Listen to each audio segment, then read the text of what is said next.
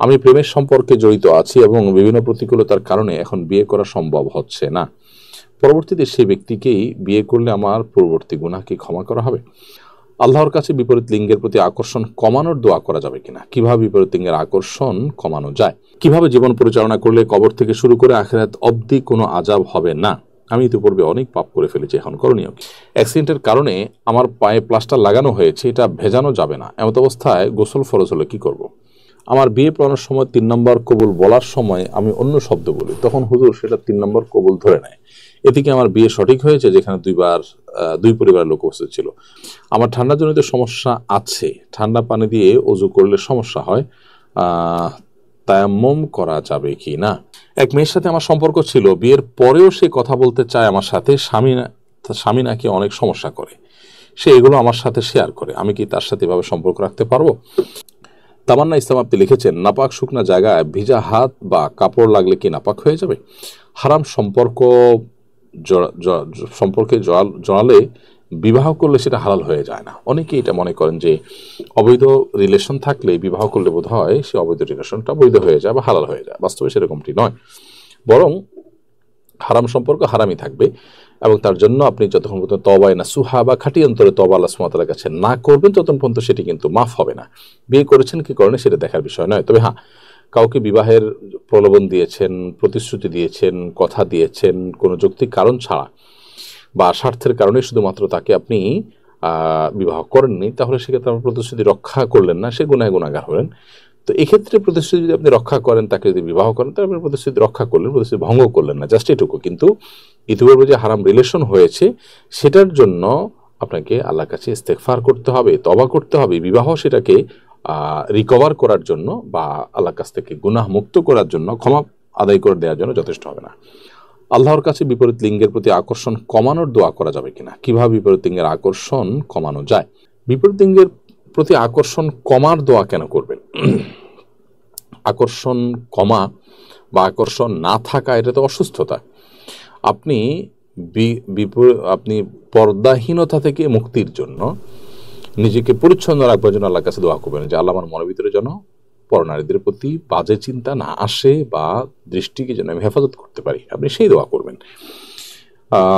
আপনি নিজের কোনো শক্তি বা নিজের কোনো সামর্থ্যকে নষ্ট হওয়ার দোয়া আপনি আল্লাহ তাআলার কাছে করবেন না।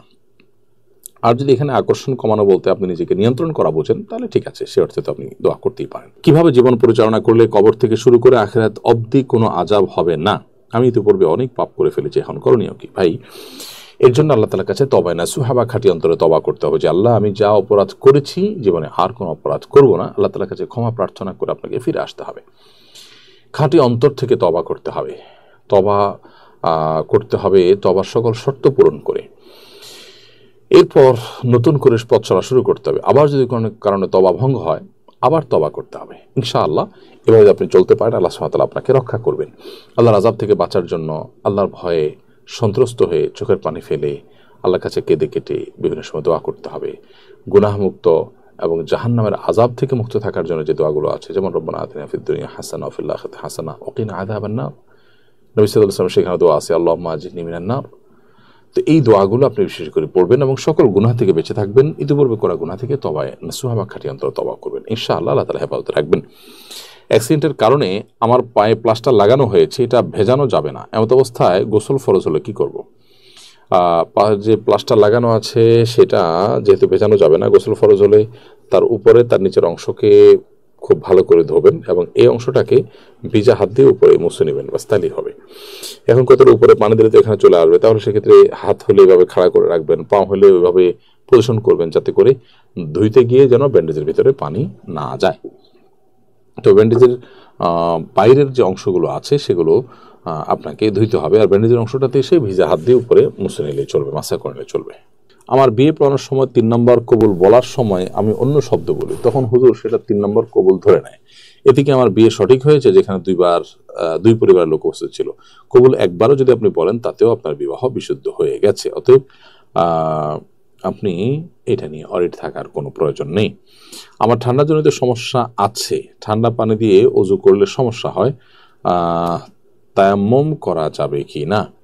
ভাই, ঠান্ডাজনিত সমস্যা যদি এই পর্যায়ের হয় যে অজু করলে আপনি ভয়াবহ অসুস্থ হয়ে যান, এই অসুস্থ থেকে আর আরোগ্য লাভের কোনো উপায় থাকে না, মুমূর্ষু হয়ে যান এবং গরম পানিতেও আপনার কাজ হয় না, তাহলে সেক্ষেত্রে তায়াম্মুম করলে আপনার চলবে।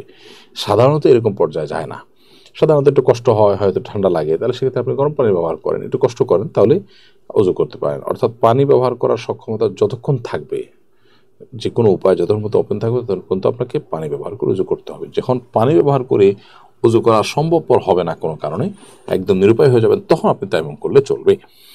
এক মেয়ের সাথে আমার সম্পর্ক ছিল, বিয়ের পরেও সে কথা বলতে চায় আমার সাথে, স্বামী নাকি অনেক সমস্যা করে, সে এগুলো আমার সাথে শেয়ার করে, আমি কি তার সাথে এভাবে সম্পর্ক রাখতে পারবো? না, বিবাহের একজন মেয়ের সাথে বিবাহ আপনার হোক না হোক, তার বিবাহ হোক বা না হোক, বিবাহ বহির্ভূতভাবে সম্পর্ক করা আপনার জন্য উচিত নয়। এমনকি তার স্বামীর সমস্যা থাকলে সেটা তার অভিভাবককে বলবে, তার বাবা মাকে বলবে, ভাই বোনকে বলবে, এমন কাউকে বলবে যাদেরকে বলে সমস্যা হবে, সমাধান হবে। আপনাকে বললে সেটা আপনার যদি দুর্বলতা কাজ করে, সিম্প্যাথি কাজ করে, তাহলে এটা শয়তানি একটা ওয়াসওয়াসা, শয়তানের একটা রুট, যেটা দিয়ে আপনাকে সে গুনাহে লিপ্ত করতে চায়। বিধায় আল্লাহর ভয় এখান থেকে বেঁচে আসার চেষ্টা করতে হবে। তামান্না ইসলাম আপনি লিখেছেন, নাপাক শুকনা জায়গায় ভিজা হাত বা কাপড় লাগলে কি নাপাক হয়ে যাবে? কোনো কাপড়ে নাপাক লেগেছে, কোনো শরীরে নাপাক লেগেছে, কোনো জায়গায় নাপাক লেগেছে, সেখানে ভিজা হাত যদি লাগে, আর ভিজা হাতের যে ভিজা ভাব বা তার যে পানি, সেটা লেগে যদি ওই কাপড় বা জায়গা থেকে নাপাকির কোনো আলামত উঠে আসে, অর্থাৎ সে ভিজা হাতে দুর্গন্ধ বা দৃশ্যমান নাপাকি যদি উঠে আসে, তাহলে সেটা নাপাক হবে। আর যদি সেরকম কোনো আলামত না আসে, তাহলে নাপাক হবে না।